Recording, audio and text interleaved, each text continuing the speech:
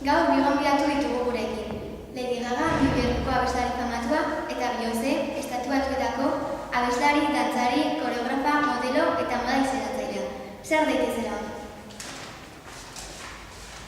Egun hau guztiei eskerrik asko programa FM gonbidatugatik. Bai, eskerrik asko. Eskerrik asko zuei hemen egoteagatik. Oso pozik gaude zuek hemen izatea.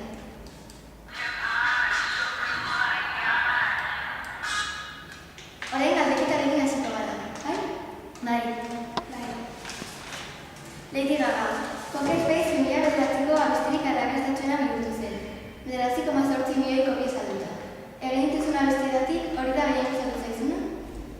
Bai, abesti oso polita zen, baina ez daukat abesti bat bakarrik gehien gustoko dudana. Denak gustoko ditut. Beyoncé, badakigu lehen Destiny's izeneko talde batean abesten zenuela. Zergatik utzi zenuen? Nik ez nuen utzi nahi, baina lan gutxu hobeakoa eskaini zidaten du. Lady Gaga, normalean pop musika eta musika elektrikoa erabiltzen duzu abestietan. Noiz betera biduzu beste abesti mota bat? Ez, kontzertuetan eta abestitan beti musika berdina abesten dut. Eta baina lagunekin rap musika abesten dut. Beyoncé, orain ongi eramaten zara Destiny's taldeko neskekin? Bai, ongi eramaten naiz, baina hasieran haserretu ziren nirekin taldea utzea batik. Lady Gaga, hautsa pianoa eta sintetitzailea erabiltzen duzu abestietan. Noiz betera biduzu musika tresna ezberdin bat kontzerturen batean? Ez, kontzertuetan bakarrik abesten dut, baina badakit hainbat musika tresna jotzen, baina hala ere kontzertuetan abestu egiten dut. Beyoncé, Jay-Zekin banatu zineetik maitasunezko abesti zorretxo bat izan alduzu? Ez dut maitasunezko historia bat orain. Lady Gaga, txikitatik musika gustoko alduzu? Eta zenbat urterekin izan zen zure lehen kontzertua? Bai, txikitatik gustatzen zitzaidan abestea, baita musika ere, ez dakit zehazki noiz izan zen, baina gutxi gora bera 15 urtekin. Beyoncé, pentsatzen duzu norbait famatua bihurtzean desatseginagoa bihurtzen dela? Normalean pertsona berdini izaten jarraitzen du, baina batzuetan oso urduri jartzen gara paparazziekin eta orduan desatseginak bihurtzen gara. Lady Gaga, noiz bete egin duzu playback abestiren batean? Bai, Australian egin nuen kontzertu batean. Bad Romance abestia letra ahaztu egin zitzaidan eta playback egin behar nuen. Eta zu, Beyoncé? Bai, Mallorcan. Beyoncé, badakigu Single Ladies abestia milioioko interneteko abestirik hoberena bihurtu zela. Nola sentitu zinen? Oso pozik jarri nintzen, iaia apretatzen den lehenetik.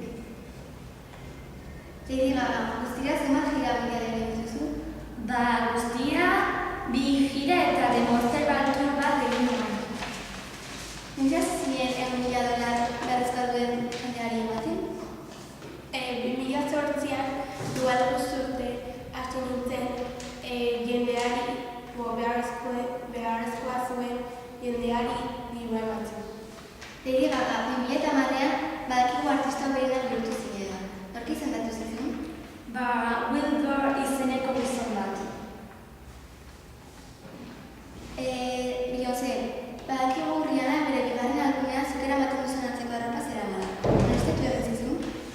Bai, hasieran molestatu zidan, orain jara. Lady Gaga, eta bukatzeko, kontatuko zeniguke txikitan gertatutako historia txori bat? Bai, noski. Lau urtekin nituenean nire ama piano jotzen laguntzen zidan, eta egun batean musika klase batera kontatu zidaten. Orduan, nire aita partitura oso zailak eman zidaten. Eta eguberritarako ikasi behar nuen piano polit bat izaten. Oso ondo ikasi nuen eta piano ere zidaten. Oso polita. Bueno, pues ya joan behar gara eskerrik asko gonbidatzeagatik. Eskerrik asko zuei etortzeagatik, oso pozik egon gara. Agur.